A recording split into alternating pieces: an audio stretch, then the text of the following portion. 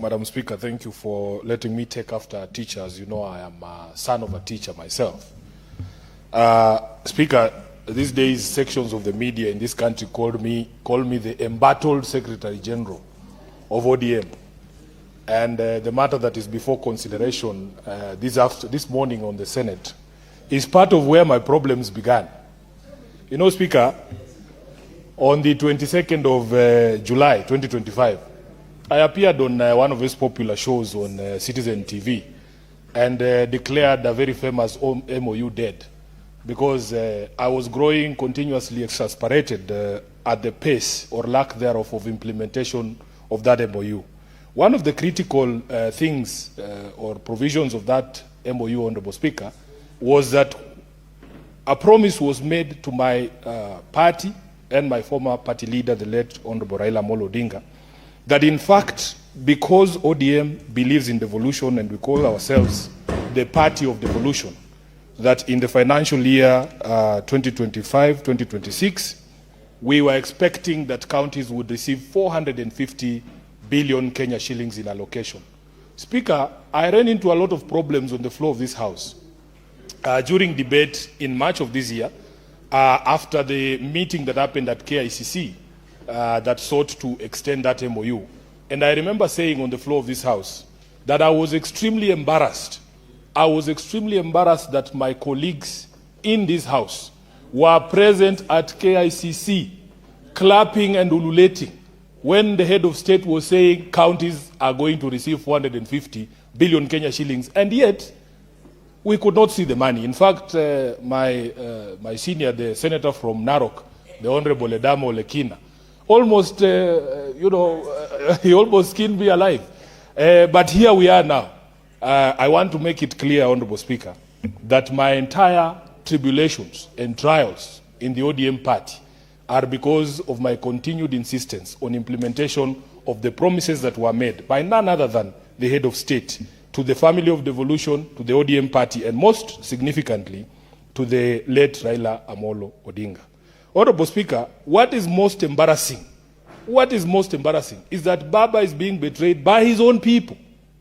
By his own people. On this one, I'm not even going to blame William Ruto. For the first time, I am going to excuse the president on this one.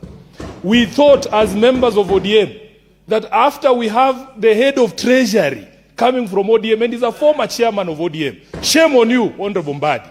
You have shamed Baba, because wherever he is right now, he's wondering, how is it possible that my main man is the head of Treasury, and they're the ones taking us around in circles here? It is even further annoying that the head of budget, the chair of budget in the National Assembly, Samuel Atandi, member of parliament from Alego, elected on ODM, is the one betraying Baba's dream to see 450 billion Kenya shillings going to devolved units. I am deeply embarrassed as the SG of ODM, that our own members can be the ones frustrating the dream of Raila in trying to make sure that resources are devolved to counties. I was following the mediation process, Honorable Speaker, and it is Samuel Atandi who is repeatedly telling us that there is no money to give senators, or not senators, to give counties. It is extremely embarrassing. Madam Speaker, yesterday we had a debate here on another bill, the Feeds and Food Safety Bill, and we were lamenting here that the National Assembly always trashes the reasoning of the Senate on every single matter.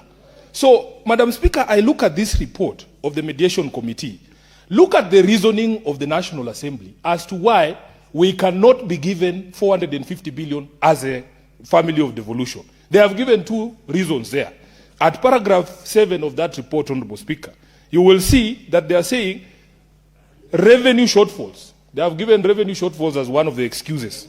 And then they have said that the House observed that the allocation of 420 billion as the equitable share to county governments was informed by prioritizing of expenditures of national interest, including public debt obligations and other national commitments. When the National Assembly defines national interest, the counties don't feature anywhere as an ingredient of national interest. Then you go to page 3 of that report, Honorable Speaker, and you see the reasoning of the Senate. From paragraph 11, we have taken time to explain to the National Assembly why counties need these resources. These guys just do voodoo math. They just pull numbers from the air. Whereas the Senate sits down and tells them point by point why we need this extra allocation. Number one, there are mandatory obligations that have been put on the Senate, including, Honorable Speaker, annual salary adjustments of county government workers. They are always here at our gate, protesting because counties are unable to honor their obligations under CBS. Additionally, county governments are in arrears in implementing the third and fourth remuneration and benefits review cycle, as recommended by the Salaries and Remuneration Commission, amounting to 10 billion Kenya shillings. We gave another reason. We thought that it would find favor with Atandi and his friends. Joint funding of national government programs that counties are expected to finance mandatory obligations, including KIPES, CHPs, FLOCA, and food systems resilience projects.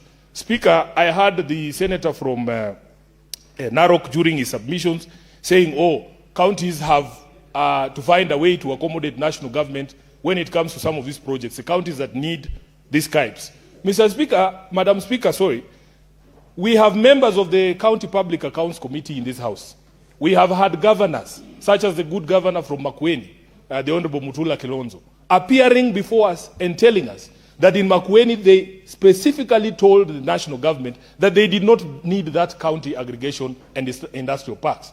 But because the national government has said they have to be built, in fact, if you look at the design of those KIPES, it is the same throughout all the counties. So for them, really, the interest is in the building, not whether they are a necessity in these counties. So it was forced down his throat, and he has to accept and to co-finance it, even though it is not in the interest of the people. Then we have said that there is a need for stability and predictable county budgets. Honorable Speaker, we in this Senate passed a very useless bill called the disbursement schedule. Every single year, not a single year has the National Treasury, led by that John Mbadi, Honorable Speaker, ever honored the disbursement schedule that we pass in this House. We just pass these laws to tick boxes. When has the Treasury, the National Treasury, ever complied with that disbursement schedule? And then sometimes you'll hear very senior people in government, they go around in rallies and saying, counties, we are up to date with their disbursement. And yet the county governors come and tell us a very different story, Honorable Speaker. We can go on and on, but the Senate always presents very reasoned arguments as to why we need this money. And then you have Samuel Atandi there, the chair of budget, waiting for you. He says, oh, there is no money today. He goes for lunch, comes back, says, oh, we will add 1 billion. He just pulls figures from there. There is no scientific process in Atandi's head that results in the allocations under this particular bill, Honorable Speaker. So it is deeply embarrassing.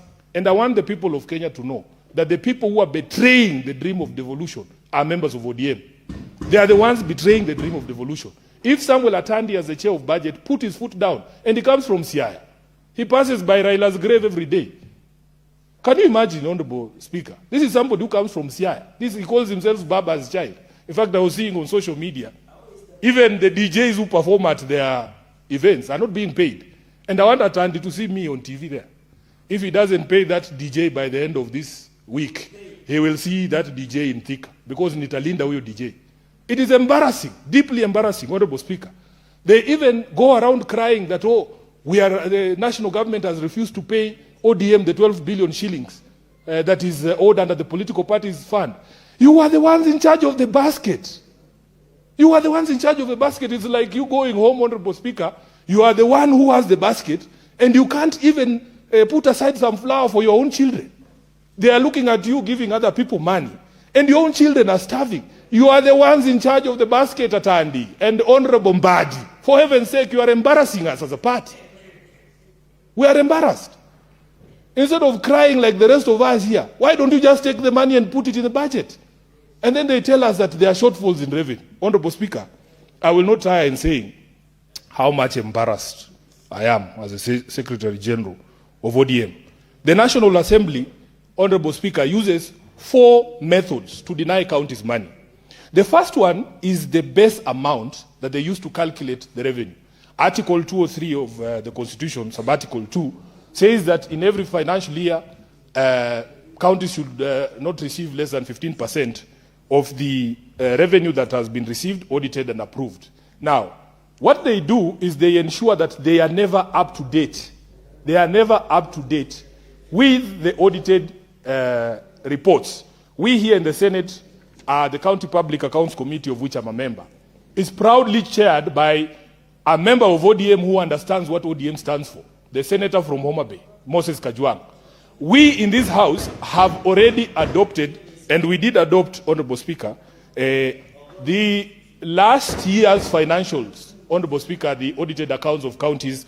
We adopted them in March. We are up to date. Even in our meetings right now, we are only looking to see, in terms of follow-up, where these counties are. Can you imagine, Honorable Speaker, if you look at that report, that the amount that is being used to calculate the share to county governments is from 2022-2023 financial year. And I'm not quite sure who chairs the County Public Accounts Committee in the National Assembly. I suspect it's also another member of ODM. Yes, the Honorable Tindi Mwale. He's embarrassing us as a political party because it is his responsibility and the responsibility of his committee to ensure that they are up to date. These are the people who are letting down Baba. These are the people who are killing the dream of devolution. Honorable Speaker, these are the people who should be held before the disciplinary committee of the party, not Sifuna. Not Sifuna for insisting that we need to implement the MOU that Baba signed himself. The second thing, Honorable Speaker, is borrowing. Just before I depart from that issue of the base amount, because, Honorable Speaker, if you look at the revenue for 2022-2023, it is stated to be 2.050 trillion Kenyan shillings. If they were using current audited accounts, in the last financial year, Honorable Speaker, we were at 2.571 trillion. That is not an insignificant amount. That's over 571 billion Kenyan shillings. It's not an insignificant amount. And if you applied 15% on that amount, you would see the revenue of counties going up. The second thing is the question of borrowing, Honorable Speaker. As we know, even yesterday, when we were debating this bill on food safety, one of the reasons that was advanced by the National Assembly on why county governments and their departments cannot be considered authorized entities, they said that they are not recognized internationally.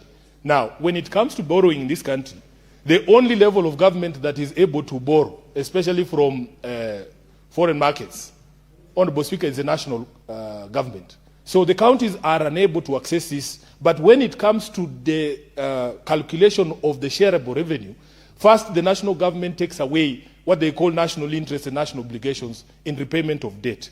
And one of the arguments that I have made is that whereas under the family of devolution, we can see a schedule of 47 counties, and we know Murang'a has gotten X, Bungoma has gotten Y, Nairobi has gotten Y. We don't see a similar schedule of the spending or expenditure of this debt that we have accumulated in projects across our counties. If you ask the people of Bungoma, do they know how much money is spent in Murang'a or in Mandera? From the national basket, they don't. And when people complain, you hear some other people saying, oh, but you also get money. What have you done with the money that we've allocated to you? This figure of 424 is insignificant compared to the amount that is retained by the national government. And so nobody should be able to make those arguments. In fact, I want to make a promise here that once we establish government in 2027, one of the things we are going to do, Honorable Speaker, is to make sure that we only use the resources that we raise. This issue of borrowing is the one that is also killing devolution. And when you ask National Treasury, our friend John Mbadi will go to, what is it called, Jivanji here, and sell lies to Kenyans, open lies about the state of debt in this country. We will also, Honorable Speaker, have to assail the public expenditure in this country so that we can do away with this borrowing. If Mwai Kibaki was able to balance our budget, Honorable Speaker, it can be done.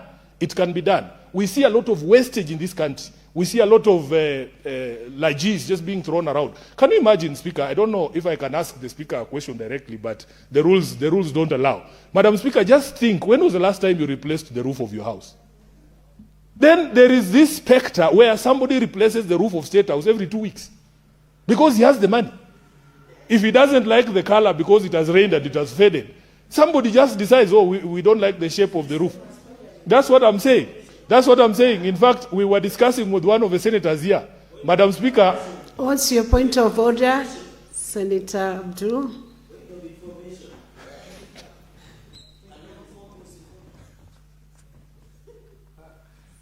Abdul, what's your point of order? Thank you, Speaker. My point of order is on the content of speech of Senator Sifuna, and I was really following his contribution, which was very good until the point where he decided not to give us facts on the issue of changing the roof every 2 weeks. Can the Senator please substantiate that? Because it's kind of ridiculous to make such a statement when we, I don't know, maybe Cherargei knows if the roof in State House is being changed every 2 weeks, Madam Speaker. Thank you, Senator Abdul. Senator Sifuna, you have made a sweeping allegation of roof being changed every 2 weeks. Can you substantiate? Madam Speaker, I wanted it to sound ridiculous so that it can actually puncture the conscience of these members of this House.